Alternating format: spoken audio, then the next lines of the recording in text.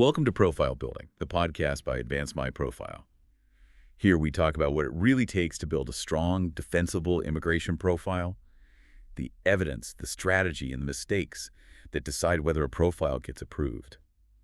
So for today's deep dive, we are looking at a really comprehensive guide from Advance My Profile on the EB-2 NIW, which is the National Interest Waiver Visa.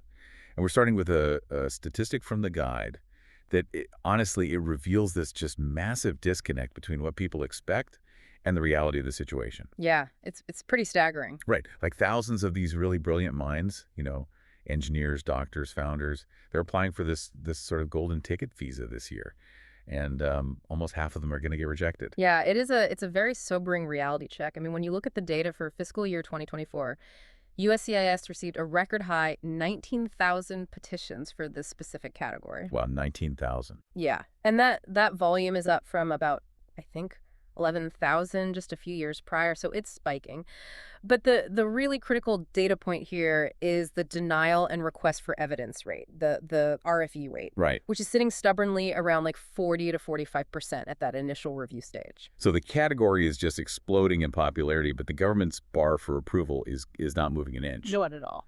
So today, our mission, really, our objective is to deconstruct what we're going to call the profile gap. Like we need to figure out the actual mechanics of why perfectly qualified, highly educated professionals are getting denied. And more importantly, I guess, looking at the architecture of a successful petition so you don't end up in that 45%. Exactly. But, to understand why people fail, we kind of first have to understand the mechanics of the visa itself and why it's generating, 19,000 applications. Right, the demand. Yeah, the demand basically comes down to autonomy. Because to really appreciate the national interest waiver, you have to understand the standard employment-based immigration process that it lets you bypass. Okay, let's unpack this, because usually when we talk about employment-based green cards, there's this massive, cumbersome hurdle called the PRM labor certification. Oh, yeah. Which I kind of always picture it as a company leash. That's a good way to put it. Because the mechanism works like this, right? You find an employer who wants to sponsor you, but before they can even file for your visa, they have to run these very specific, like highly regulated advertisements for your exact job. They literally have to put ads in the Sunday paper sometimes. Right, which feels so archaic. And then they have to review resumes, do interviews, and essentially legally prove to the Department of Labor that there is not a single minimally qualified U.S. worker who is, willing and able to take that role. Yeah, and that system is incredibly rigid. I mean, best case scenario, navigating the Department of Labor and getting that PRM certification, that takes 12 to 24 months. Oh, wow. Just for that first step. Just for that step. And you hit on the crucial point with that loose analogy because you are tethered to that specific employer and that specific job description for the entire duration of a process that can stretch for years. So you're just stuck. You're completely stuck. Like, if you want to start your own company, you can't. If a competitor comes along and offers you a massive promotion, taking it often means throwing away years of immigration progress. You'd have to start over. You'd have to start the PRM process over from scratch. Right, which brings us to the national interest waiver. Because the EB-2 NIW essentially bypasses that entire bureaucratic maze. It waives the PRM requirement and, crucially, it waives the need for a job offer altogether. Exactly. You can self-petition. So the application belongs to you, the individual. But okay, let me push back on this premise for a second. Because bypassing the Department of Labor, that sounds like a monumental loophole. Isn't a waiver of that magnitude reserved for the absolute top-tier global elite? Like we're talking Nobel laureates or, researchers who have spent 40 years curing rare diseases, right? Right. Why is this relevant to a mid-career software engineer or startup founder? Well, see, that assumption right there is probably the single most damaging misconception that prevents qualified people from even applying. Really? Oh, definitely. People self-select out because they assume the baseline is, like you said, an international prize. But the EB-2 category itself, it has two baseline statutory routes just for qualification, and the threshold is fundamentally pretty accessible. Okay, what are they? So Route 1 is simply holding an advanced degree. That means a U.S. master's degree or a foreign equivalent. Or alternatively, if you only have a bachelor's degree, you can still qualify if you have 5 years of progressive post-baccalaureate experience in your specialty. Wait, let me stop you there just to clarify the mechanism. A bachelor's degree plus 5 years of working your way up the corporate ladder. legally counts as the equivalent of a master's degree in the eyes of USCIS. It does, yeah. Provided the documentation proves the experience was truly progressive. So you can't just, hold the exact same entry-level title for 5 years. Like, you can't just sit in the same cubicle doing the same thing. Exactly. You have to show a clear trajectory of increasing responsibility, more complexity, leadership, that sort of thing. Okay. Now, if you don't fit into that educational box, Route 2 is for individuals with exceptional ability, which is a different mechanism where you have to satisfy at least 3 of 6 criteria defined by the government. What kind of criteria? Things like holding a professional license, or documenting 10 years of full-time experience in your occupation, or even commanding a salary that demonstrates your exceptional standing compared to your peers. Oh, I see. So the baseline to get in the door is actually surprisingly accessible. Like independent researchers, entrepreneurs, specialists with this kind of portable expertise, Yeah. they all meet this initial threshold. Exactly. But meeting that baseline simply grants you the right to ask the government for the waiver. Yes. Stepping up to the starting line is very different from actually winning the race. Right, because of that 45% failure rate. Yes. The reason we see that 45% RFE and denial rate is entirely based on how the government evaluates whether your specific work actually justifies bypassing the U.S. labor market. Okay, which leads us to the rule book. Because looking at the sources, there was this massive legal paradigm shift in 2016 with a case called the matter of Dhanasar. Right. Before we break down the rules they created, what actually happened in 2016? Like, why is this specific case the absolute center of gravity for this visa? Well, before Dhanasar, adjudicators used a much older framework from a 1998 case called NYS-DOT. And that old framework was incredibly restrictive. It practically required applicants to prove their work would have an immediate, geographically widespread economic impact. Like across the whole country. Yeah, across the entire United States, which was terrible for entrepreneurs or researchers whose work might take, 10 years to commercialize, or whose impact was just highly specialized in one area. Oh, that makes sense. So in 2016, the Dhanasar decision basically threw out that rigid geographic requirement, and it established a new, more flexible 3-prong framework, one that focuses on the national importance of the work itself, regardless of whether it immediately creates 1,000 jobs in all 50 states. Every single adjudicator uses this 3-prong framework today. Okay, let's deconstruct this framework then, starting with prong 1. The legal requirement is that your proposed endeavor must have substantial merit and national importance. Now, looking at the data in the guide, a huge chunk of failures happen right here at this very first step. Yep, 60%. 60%. But if someone writes on their application, I will work as a software engineer developing artificial intelligence. Doesn't that sound inherently important to the country? AI is literally the biggest technological race of our generation. Why does this specific framing trigger 60% of the RFEs? The mechanism of failure here lies in a really critical distinction that USCIS makes. It's the difference between an occupation and a proposed endeavor. Okay. So saying, I will work in artificial intelligence, that is an occupation. It describes a general field of employment. But an occupation is not an endeavor. Because it doesn't give the adjudicator any actual boundaries to measure. You hit the nail on the head. An adjudicator cannot measure the national importance of your general career existence. If you just say, I'm an AI engineer, you're basically asking them to assume that any code you write for literally any company automatically benefits the United States. And they're not going to make that leap. They will not make that assumption. No. They require a forward-looking, highly specific, nationally anchored program of work. Let us look at the contrast using the example from the source text. Okay. If you submit a petition saying, I will work in AI, you fail prong 1.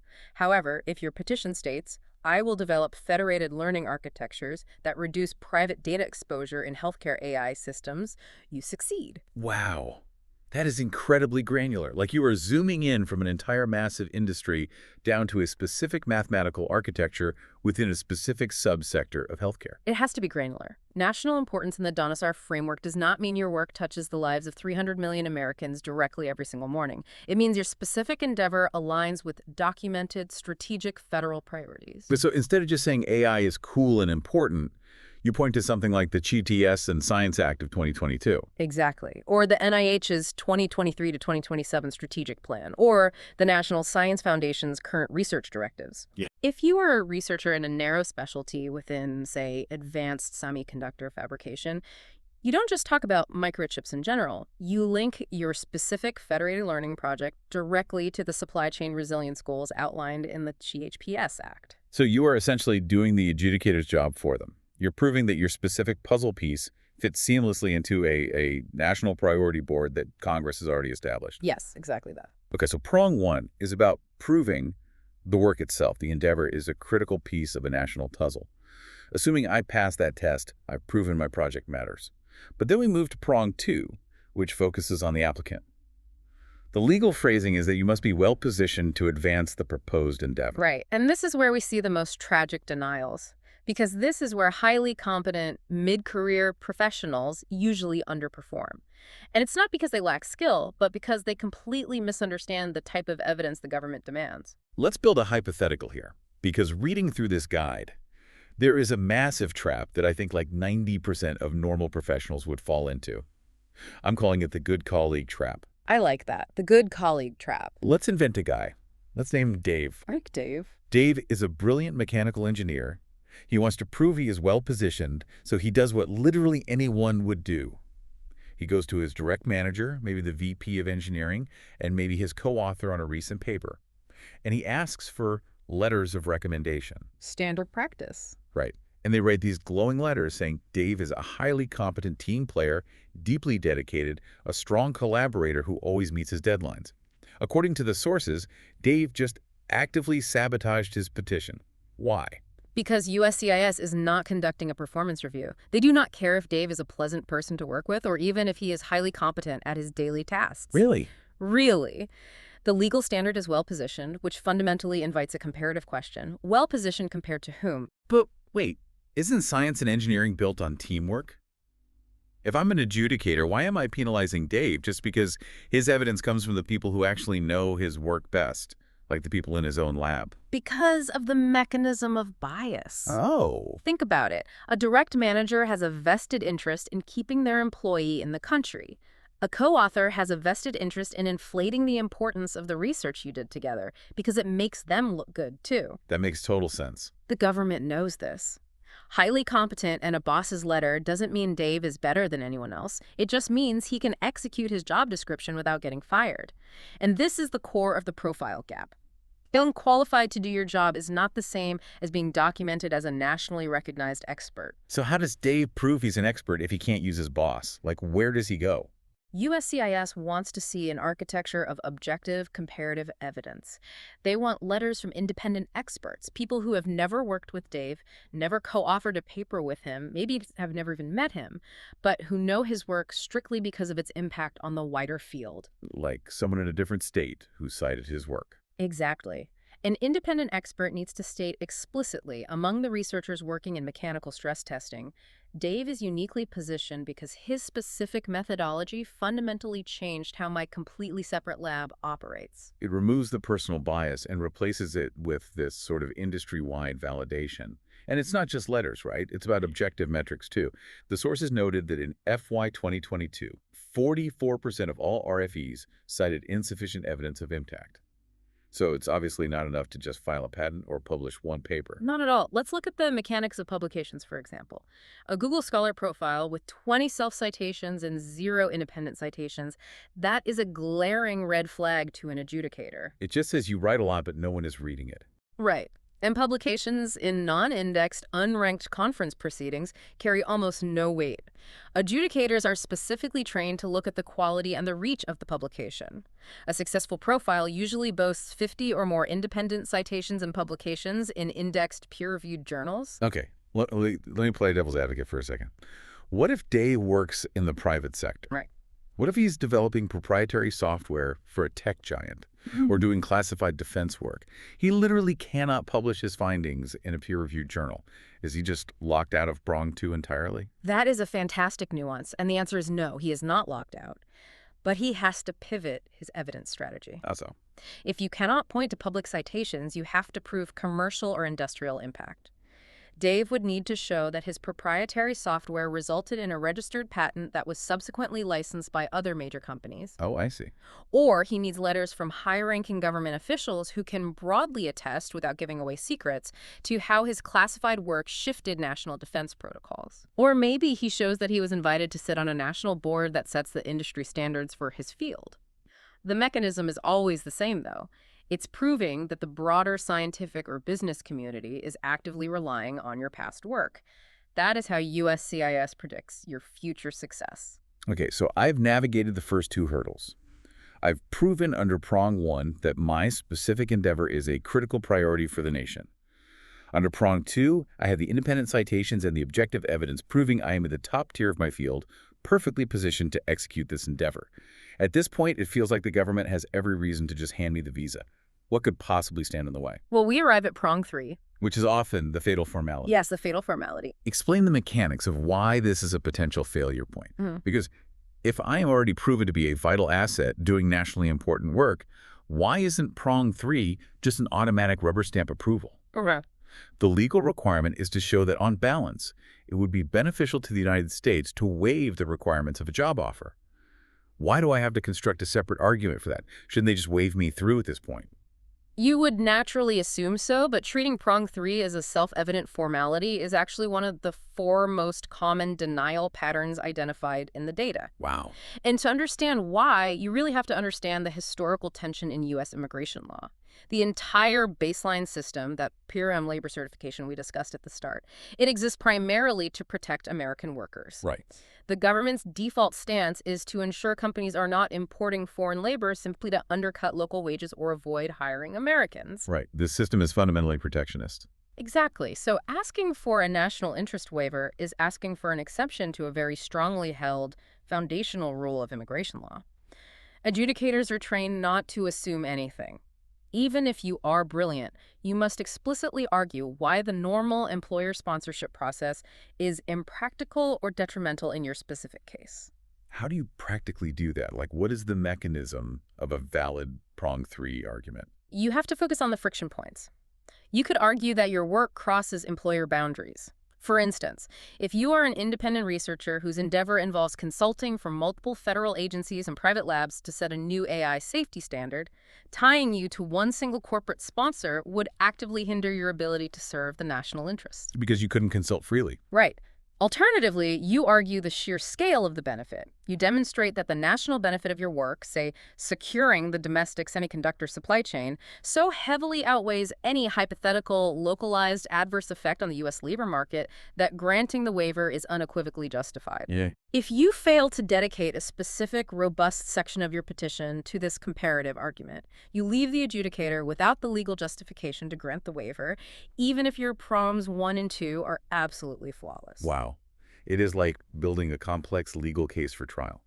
You can have the best evidence and the most credible witnesses, but you cannot skip your closing argument just because you think the jury already likes you. Exactly. You have to connect the final dots. Okay, so we've decoded the strategy. We understand the Dhanasar framework. Let's shift to the reality on the ground. For someone listening to this deep dive in early 2026, looking at their career and deciding to apply, what does the actual timeline look like? What are the mechanical trends in the system right now? It is a landscape defined by predictability mixed with severe structural frustration. That sounds ominous. Yeah. As of early 2026, standard processing for the I-140 petition, which is the actual legal form for the NIW classification, it takes about 8 to 14 months. And the vast majority of these cases are funneled to the Texas Service Center. Why Texas? Yeah. Why not spread them out across the country? It comes down to administrative concentration. USCIS clusters highly specialized applications at specific service centers to train adjudicators on complex niche frameworks like Dhanasar, rather than having a random field office try to decipher a petition on quantum computing. Right, that makes sense. But it creates a massive bottleneck, hence the 14-month wait. 14 months of waiting in limbo can totally kill a career trajectory. Yeah. Is there a mechanism to speed that up? Yes, USCIS offers premium processing. By paying a fee of $2,805, the government guarantees a substantive response, meaning an approval, a denial, or a request for evidence within 45 business days. 45 days versus 14 months. I mean, that seems like a mandatory investment if you have the capital. It really is. But reading through the guide, There's a massive conceptual trap here regarding timelines. People think getting their I-140 approved means they get their green card in the mail next week. This is perhaps the most vital distinction for our listeners to understand. The I-140 is merely the petition classifying you as someone who deserves a green card. It is not the green card itself. Actually receiving the permanent residency visa involves a second step, and that step is governed by priority dates and visa retrogression. Okay, let's break that jargon down. Explain the mechanism of visa retrogression like I am 5 years old. Sure. Imagine a massive stadium that represents the total number of employment visas the U.S. hands out every year. The law dictates that no single country of birth can take up more than 7% of the seats in that stadium. Okay, 7% cap per country. Right. For applicants born in most countries, say the UK or Brazil, they never hit that 7% cap. So for them, the dates are current. Once their I-140 is approved, they can basically walk right into the stadium and get their green card very quickly. But what happens when a country has way more demand than the 7% cap allows? A massive bottleneck forms outside the stadium doors. Because countries like India and China have vastly more highly skilled applicants than their 7% limit permits, they form a line. Your priority date is essentially the date you filed your I-140. It is your ticket number in that line. When the government says a category is retrogressed, it means they are currently only letting people into the stadium who got in line many years ago. Just how severe is this bottleneck in 2026? For India-born applicants in the EB-2 category right now, the line is retrogressed more than a decade. A decade. Yeah. So let me get this straight.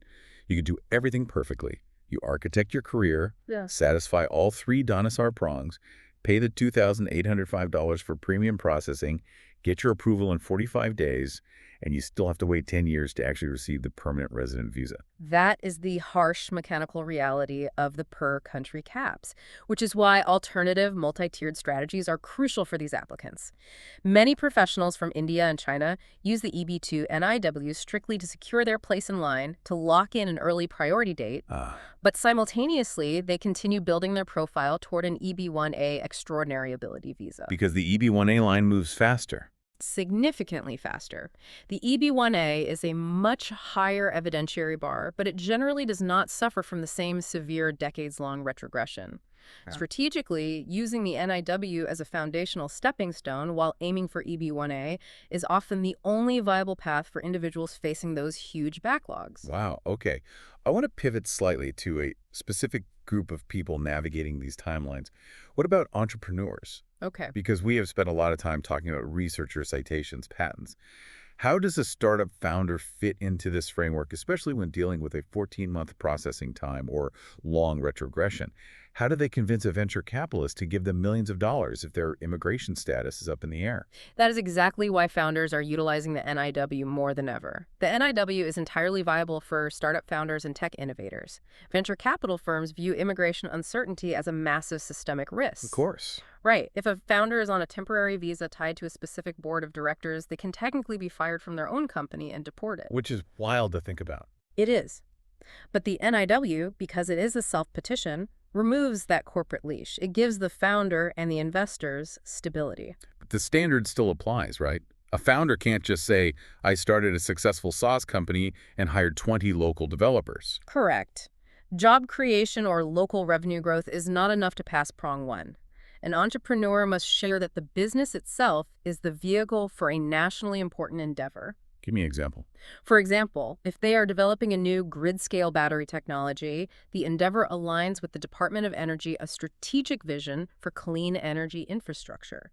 The fact that it is a profitable business is secondary. The primary argument is the national impact of the technology being developed.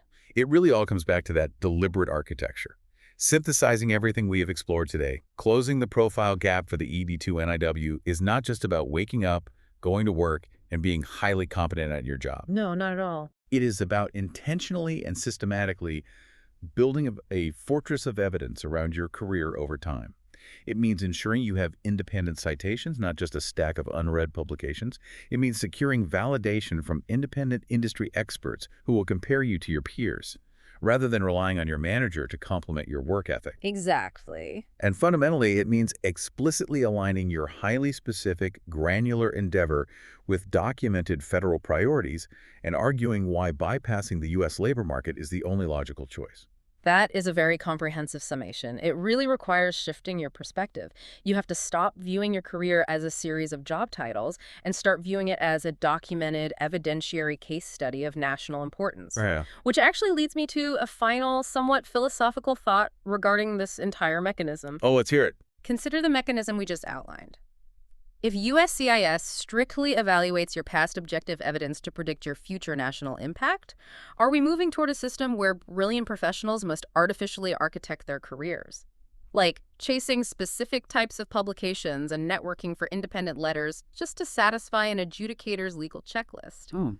Are we forcing innovators to follow a bureaucratic playbook rather than letting organic, messy, unpredictable innovation lead the way? Wow. That is a profound tension to chew on. Like, does the immigration paperwork dictate the path of innovation, or does the innovation dictate the paperwork? Yeah. A fascinating question about how policy shapes human behavior. Well, on that note, we are wrapping up today's deep dive. We want to thank you for spending your time with us and exploring the intricate mechanics of the EB-2 NIW. If you found this breakdown helpful and want to learn more about how to navigate these complex waters, please like, subscribe, and follow the podcast for more insights on building a defensible immigration profile. Until next time.